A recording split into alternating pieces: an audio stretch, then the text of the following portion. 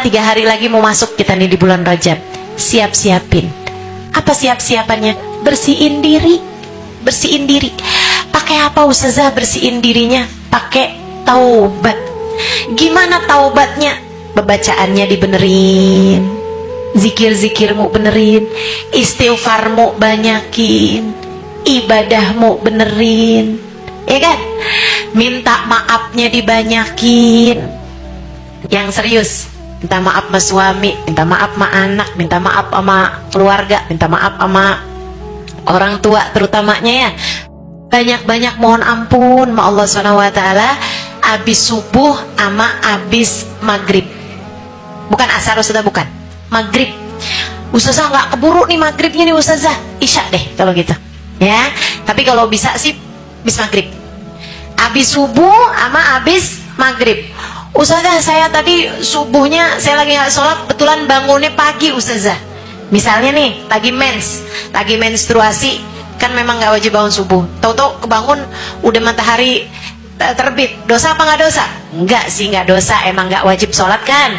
Ustazah udah lewat belum nih Ustazah saya bacaannya yang istighfarnya? Enggak lewat. Baca deh pagi hari itu. Baca pagi hari itu. Gitu ya. Baca apa? Allahumma ufirli warhamni watub alayya. Allahumma ufirli warhamni watub alayya. Ustazah saya biasanya Rabbi ufirli warhamni watub alayya. Boleh. Mana yang lebih bagus? Allahumma. Kenapa gitu? Karena hadisnya bacaannya pakai Allahumma. Ya, walaupun Rabbi ufirli sama arti, tapi karena hadisnya bilangnya Allahumma, Nabi Muhammad mengatakannya Allahumma, kita pakai yang Allahumma. Gimana hadisnya bunyinya?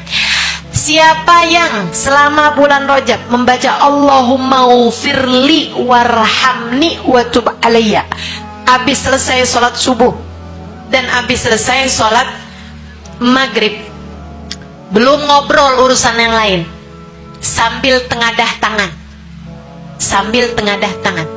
Jadi itu beberapa persyaratan yang mudah-mudahan bisa kita laksanakan. Tentu aja kalau lagi nggak sholat, ya nggak habis sholat. Tapi kondisi yang lainnya tetap diusahakan, yaitu menengadah tangan dan memang maksudnya dalam keadaan kita ngadep ke arah kiblat gitu ya.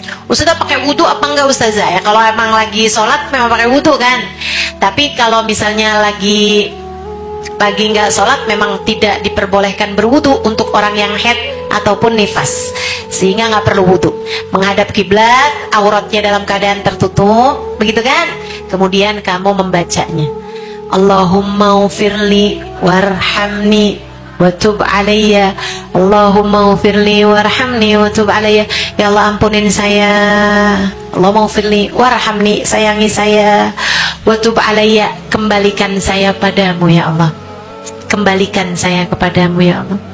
Biarkan saya kembali padamu ya Allah. Artinya dosa-dosa saya semuanya Allah, bawa saya kembali ke jalanmu ya Allah. Karena setiap dosa yang kita lakukan itu kita lagi melipir, kita lagi nyasar, tidak berada di jalan yang semestinya. Makanya kita minta pada Allah SWT untuk kita dikembalikan kepada Allah Subhanahu wa ta'ala. Gitu ya. Allahumma ufirli warhamni watub alayya. Baca itu 70 kali pagi hari, yaitu habis selesai sholat subuh. Kalau bisa sebelum baca zikiran-zikiran yang lain ya, usahakan begitu salam dari sholat belum bergerak kakinya, masih di posisi tahiyat akhir. Nah tuh tengadah tangan, kemudian kamu langsung baca Allahumma ufirli warhamni watub alayya. Allahumma ufirli warhamni watub alayya. Allahumma ufirli warhamni watub alayya. Baru habis selesai zikiran yang itu, baru kamu lanjutkan dengan dikiran-dikiran yang biasanya. Astagfirullah, astagfirullah, astagfirullah, Allahumma antas salam, minkas salam, dan seterusnya ya. Jadi langsung begitu habis selesai salam sholat, dari sholat subuh dan juga sholat maghrib. Ustazah saya mau baca di semua sholat, duhur, asar, maghrib, isya, subuh. Gimana Ustazah? Ikut aturan aja apa sih? Diajarin. Suka kayak berlebihan, ibu-ibu apa-apanya semuanya maunya banyak-banyak gitu. Bu, garam tuh Bu, Yang enak itu bukan banyak, yang enak juga bukan kurang. Yang enak itu kalau pas. Jadi apa-apaan itu biar pas.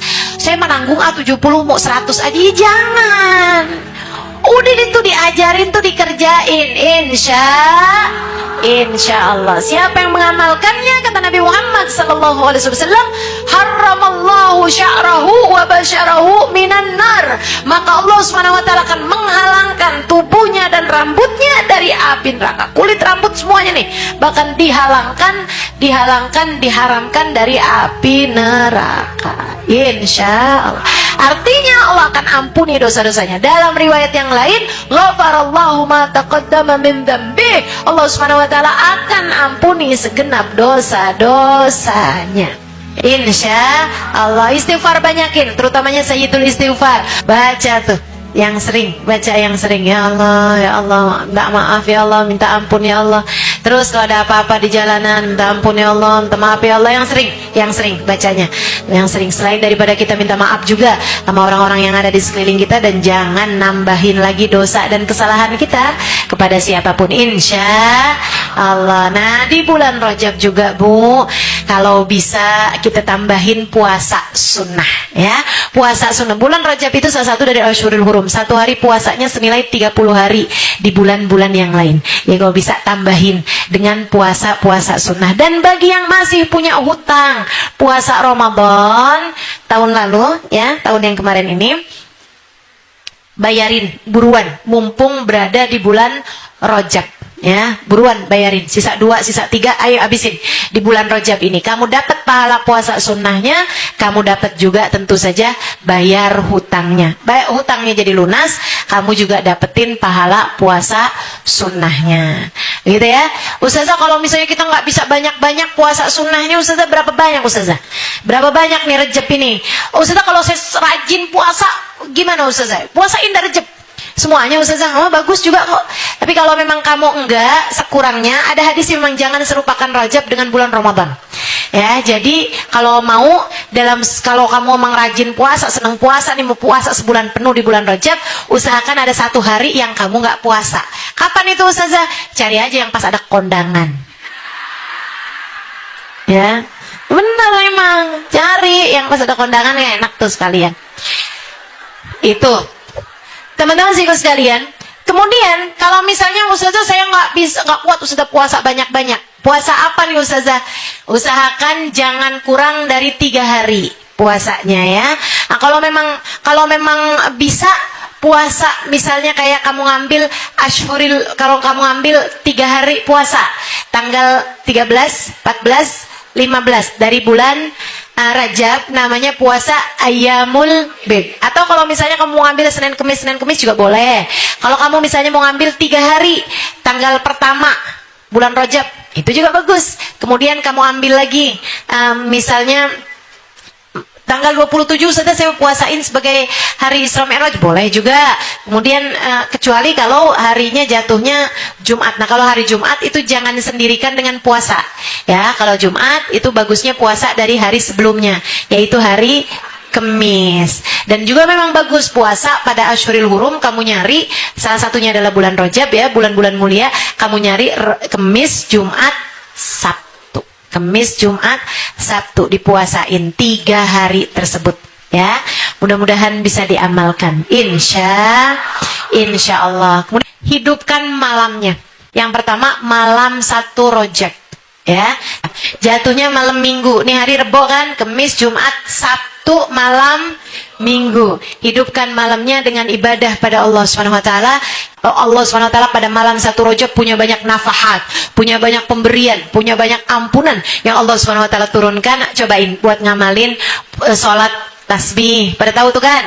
Insya Allah. Kemudian lagi baca surat Yasin. Ibadah-ibadah apapun aja lah yang biasa kamu kerjakan terutamanya pada malam 1 Rajab. Sama yang keduanya adalah malam Isra dan Mi'raj, tepatnya pada malam 27 Rajab, ya. 3 hal tersebut, perbanyak istighfar, kemudian lagi perbanyak puasa sunnah, kemudian lagi yang ketiganya